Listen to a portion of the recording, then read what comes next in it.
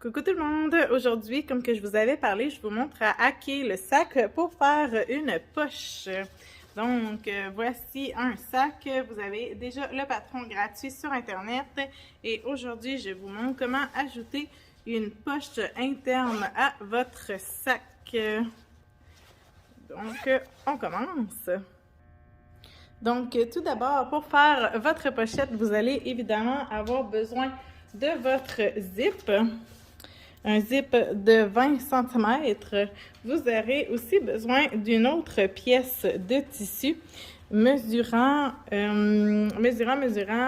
c'est 40 cm pour la hauteur. On va la plier en deux, évidemment, pour la poche.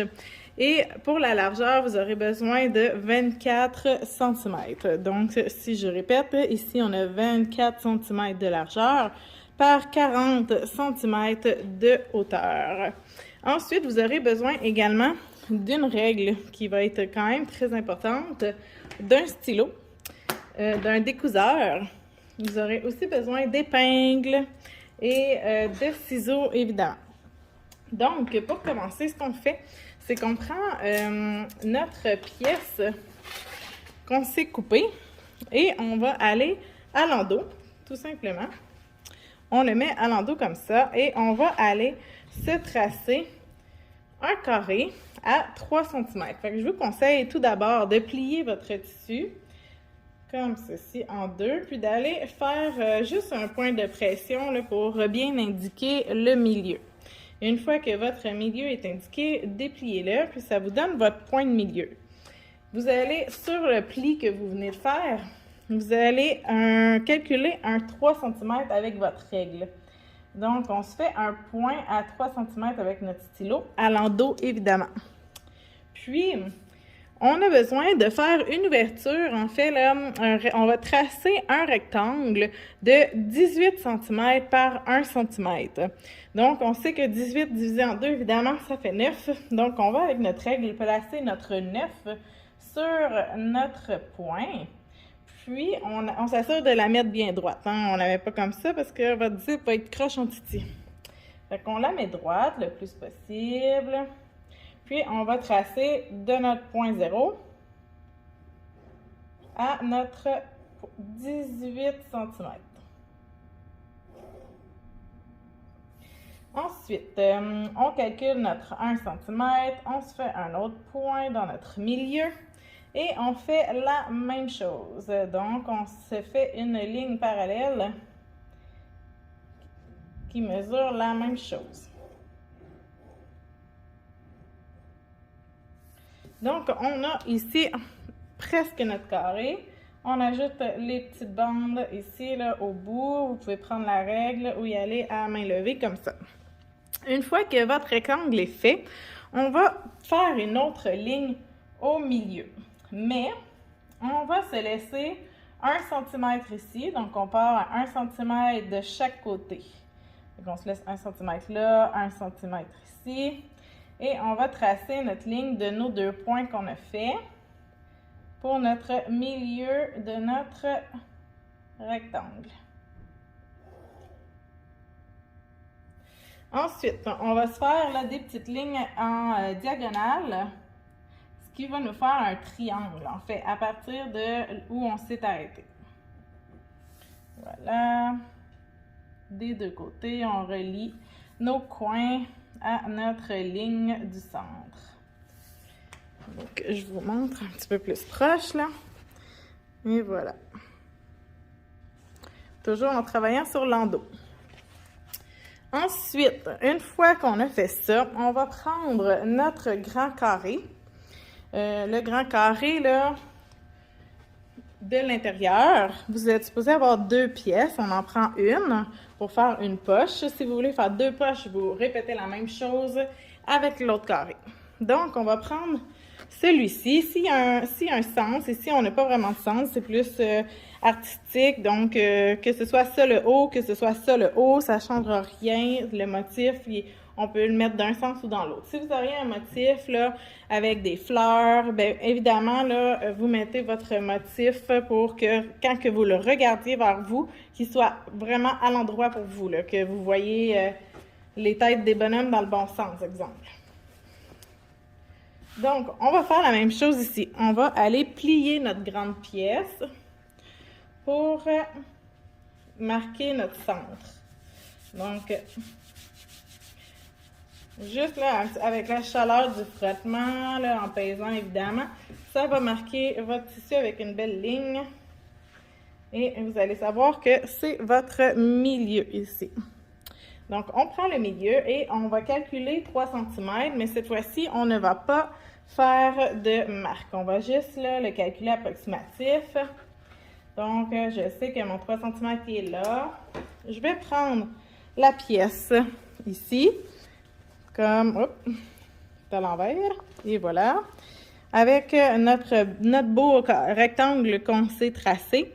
Puis, on va le mettre endroit contre endroit à 3 cm du haut. Toujours, on voit encore ma ligne du milieu. Donc, toujours en mettant milieu sur milieu. Donc, à 3 cm du haut. Si jamais vous voulez la poche un petit peu plus basse, vous pouvez la baisser un petit peu. Vous pouvez pas trop la monter, par exemple, parce qu'il ne faut pas oublier qu'on va avoir là, une couture ici, là. Fait qu'il ne faut pas vous la montiez plus que 3 cm, mais si vous la voulez plus basse, vous pouvez la baisser à votre guise, il n'y a vraiment pas de problème. Toujours s'assurer, vous pouvez toujours la rabattre comme ça, que si vous la baissez, qu'elle ne dépasse pas, en fait, là, votre morceau du bas. Évidemment, c'est bien rare qu'on veut des poches aussi basses, on va se le dire. Donc, on la met à 3 cm ou un peu plus. Ici, je vais la mettre à 4. Ensuite, important, ça va être d'épingler. Parce qu'on va couper nos deux couches en même temps et on va les coudre aussi ensemble. Donc, on ne veut pas que nos tissus glissent. Donc, on va épingler là vraiment tout le tour.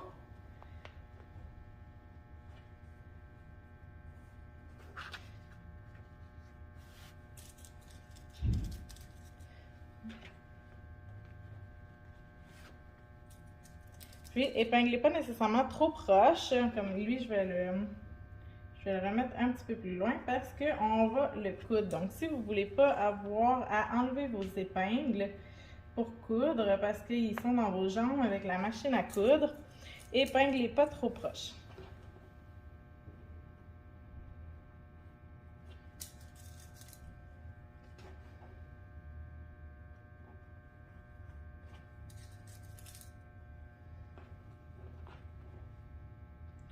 Je suis pas certaine dans ce cas précis que les pinces seraient vraiment un bon choix, étant donné que notre tissu n'est pas bord contre bord. Là. On se trouve à épingler un tissu en plein milieu d'un autre.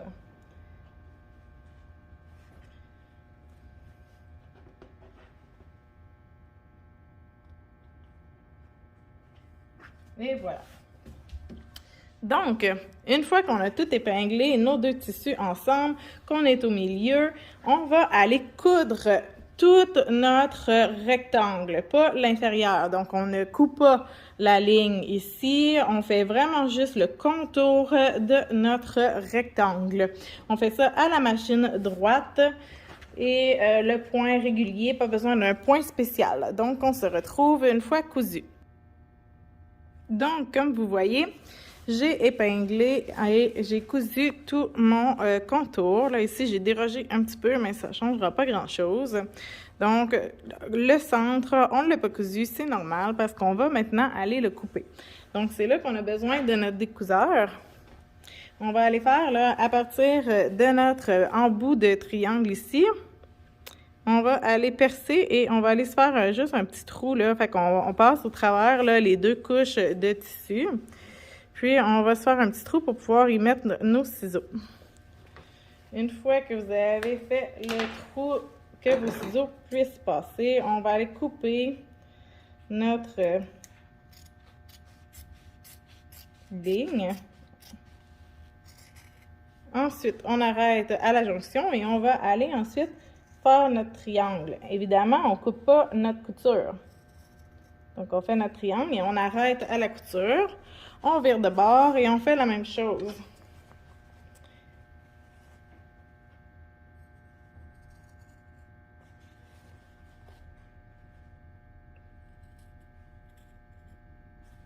Et voilà. Donc, c'est ouvert. On va aller enlever nos épingles.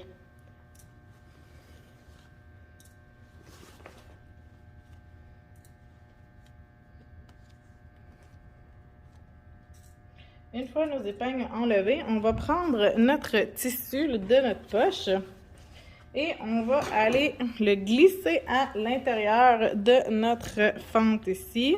Donc, on le met à l'intérieur pour le tourner de côté et on fait la même chose avec notre portion d'en haut ici. Vous pouvez tourner aussi votre tissu de côté. Puis là, la partie du haut est un petit peu plus difficile à mettre sur le droit chemin parce qu'elle est plus petite, fait qu'elle est plus combative, si on veut. C'est pour ça que moi, une fois qu'elle est à l'intérieur, je place correctement mon pli ici et je vais l'épingler.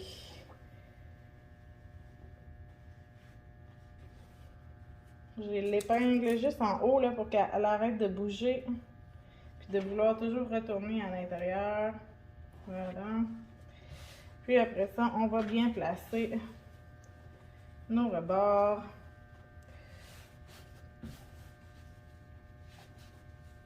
Et voilà. Donc, ça nous fait un petit trou comme ça. Un petit trou affecteur, on dirait, là, comme dans les vieilles portes. Mais ne vous en faites pas, on va mettre un beau zip là-dedans. Donc, vous comprendrez qu'ici, on est à l'intérieur de notre poche parce qu'éventuellement, on va aller fermer ça ici, là, de chaque côté. Mais avant, il faut installer notre zip. Bon, comment est-ce qu'on installe notre zip? C'est relativement simple. Vous allez prendre votre zip, on enlève évidemment le petit morceau de carton, puis on va aller positionner notre zip sur notre fente comme ceci.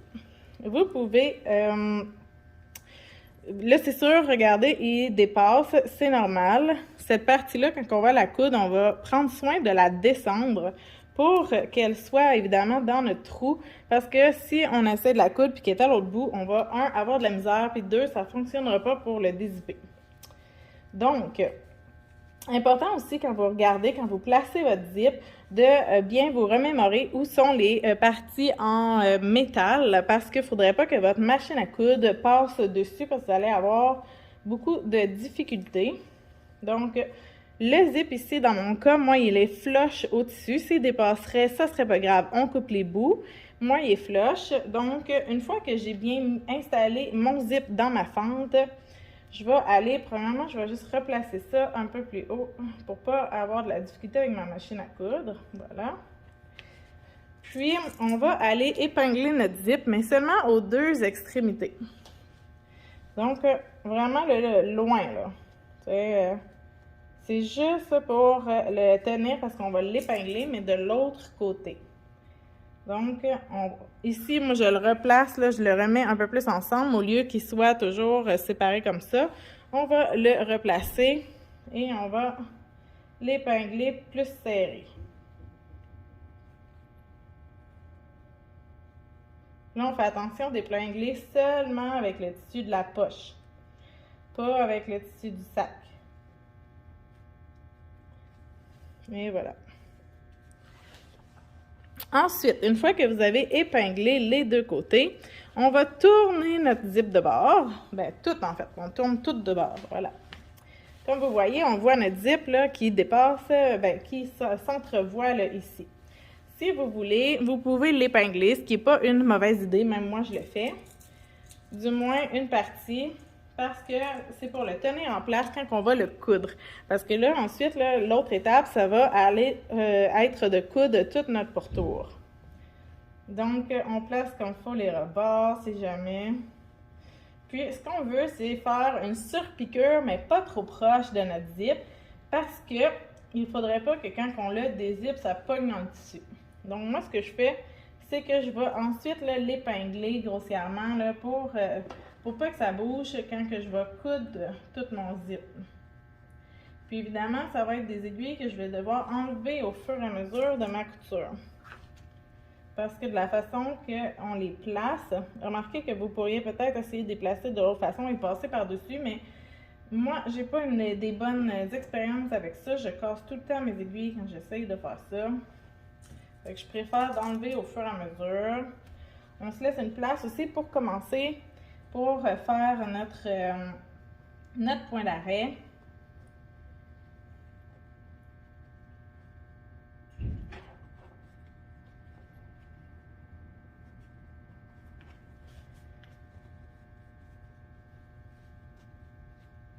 C'est un processus qui peut être plus ou moins long, dépendamment de comment vous êtes minutieux, puis de votre rapidité, puis de combien vous mettez d'épingles, évidemment.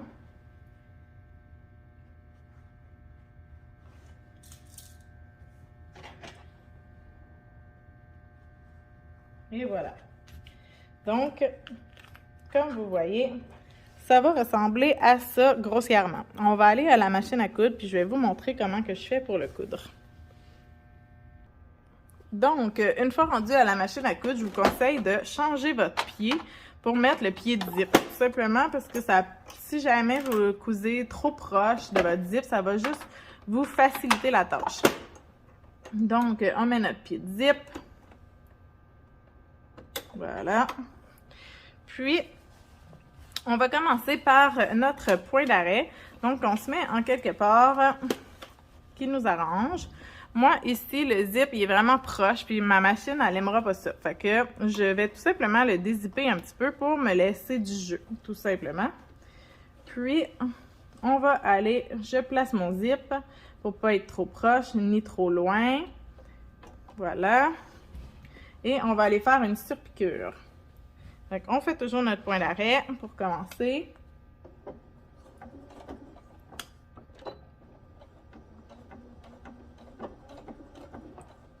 Puis, au fur et à mesure que vous avancez, vous pouvez enlever vos épingles pour bien placer ensuite là, votre zip comme vous le voulez.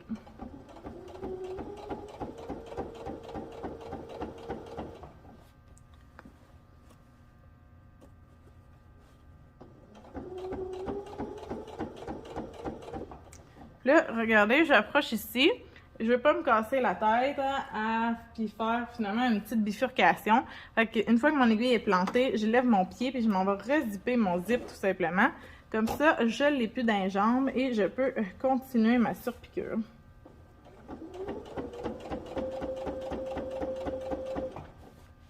Il faut surpiquer, pardon, pas trop loin, mais pas trop proche non plus, parce qu'il ne faut pas oublier qu'en dessous, on a une portion de zip, mais qui n'est pas nécessairement énorme. Là, hein? On doit avoir 1 centimètre approximativement à côté du zip, là, donc il faut le prendre en compte aussi. Pour être sûr de ne pas surpiquer rien partout. J'ai mon aiguille qui est ici en dessous. Celle-là, elle peut me nuire, fait que je vais tout simplement aller la retirer. De toute façon, tout est quand même bien là, positionné.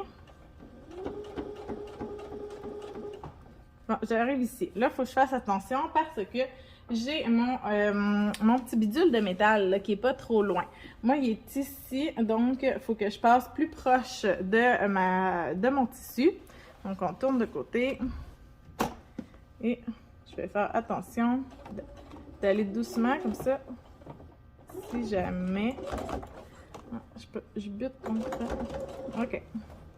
J'avais peur que ce soit mon petit truc de métal, mais finalement, ça a l'air pas pire. On tourne. Là, je vais enlever l'aiguille ici, parce qu'elle est vraiment dans mes jambes. Voilà. On replace au fur et à mesure le tissu sur notre zip, comme on le souhaite. Et on continue.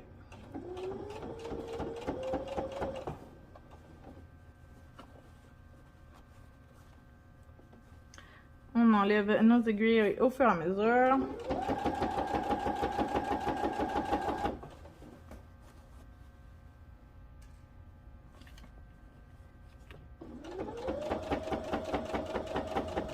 Ça a tout l'air que la vidéo avait coupé avant que j'aille fini et avant que je m'en rende compte.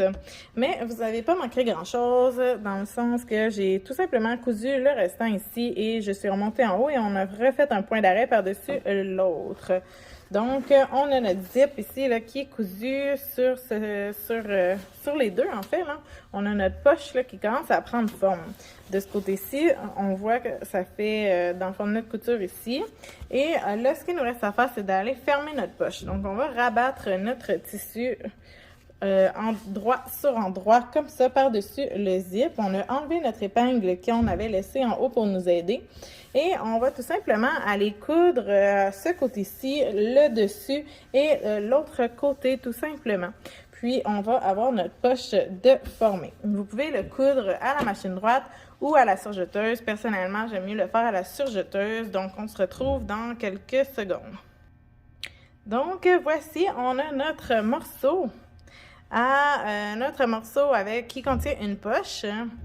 Donc, ici, notre poche. Et voilà, notre belle poche. Et voici à quoi ça ressemble une fois cousu. Donc, j'ai fait pas le bas parce qu'évidemment, c'est un fold, c'est un pli. Donc, on n'a pas besoin de le faire. Mais on fait en haut, on fait les deux côtés tout en faisant attention, évidemment, de ne pas prendre l'autre tissu dans notre couture. Ensuite, on continue normalement avec l'autre tissu, l'autre morceau en fait du même qu'on va aller placer endroit sur endroit pour continuer l'intérieur de notre sac. Tadam!